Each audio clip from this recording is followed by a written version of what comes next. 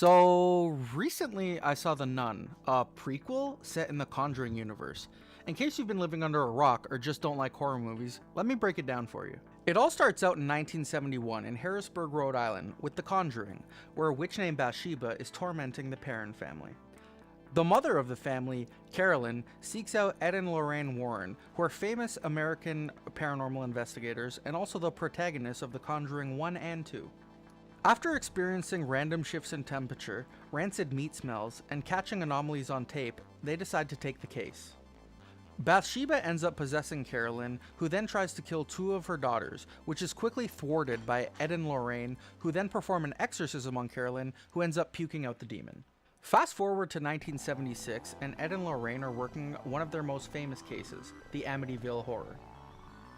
While working the Amityville case, Lorraine had visions of Ed being killed that are quickly followed by Lorraine coming into contact with Valak, the demon nun.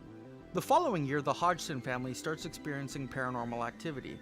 This movie mostly focuses on the second oldest child, Janet, who comes into contact with the ghost of Bill Wilkins, a former tenant who wants his family out of his house. Ed and Lorraine hear about the Hodgsons and decide to take the case. After some investigation, they find out that Valak is the one controlling Bill Wilkins and tormenting the household. After a confrontation between Ed, Lorraine, Valak, and the possessed Janet, Valak gets cast back to hell. Now that you're caught up on the timeline, let's get to The Nun. It's difficult to pinpoint the second I knew I hated this movie, but it had to be within the first half hour. The scariest thing about this movie was its total and utter lack of plot. We're first introduced to Father Burke, and he is portrayed as this badass of Catholicism. He's the one who goes out and searches for demons. It's super cringy. I imagine he is a character from a Why to Become a Priest infomercial made by priests. We then go to meet Sister Irene, who isn't yet a sister, but whose whole purpose in this movie is to take her vows and become a sister in the middle of all hell breaking loose. For symbolism? The third, and what I think is the worst character ever introduced in any horror movie, is a glorified taxicab named Frenchie, whose whole purpose in this movie is comic relief. At the beginning, you are thrown into a church where a nun just committed suicide. Father Burke and Sister Irene have to find out why. This is the only part of the movie that I can even remotely understand. You are then introduced to a trove of other characters, mainly nuns, who you later find out aren't really there. It felt like they were trying to make this a psychological thriller, even though it's a movie based on a demon nun. In one of the very next scenes, you get Father Burke telling Sister Irene a story about an exorcism gone wrong, in which the boy had passed away. And in the very next scene, Father Burke is being tormented by that same boy in a graveyard, and then proceeds to be buried alive. This movie is filled with so many plot devices that only serve to push the story forward, but are so obvious and poorly placed, it feels like this was written by an 8-year-old. The part in the movie which angered me most was at one point in the movie, Father Burke is trying to exorcise?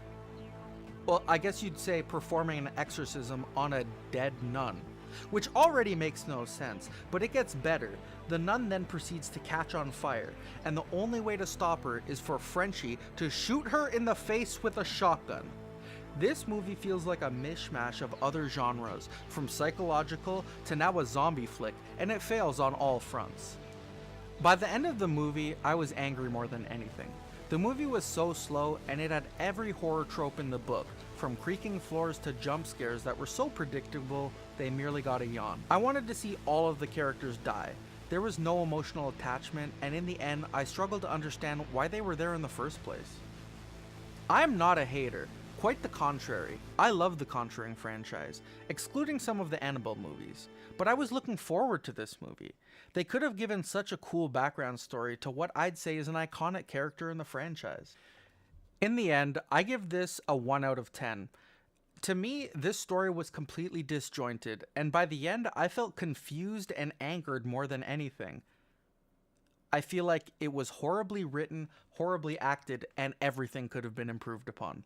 I hope I didn't convince you not to see this, because what I've realized with all kinds of movies is everybody takes something different out of each experience. You may go see it, you may love it. If you do, let me know.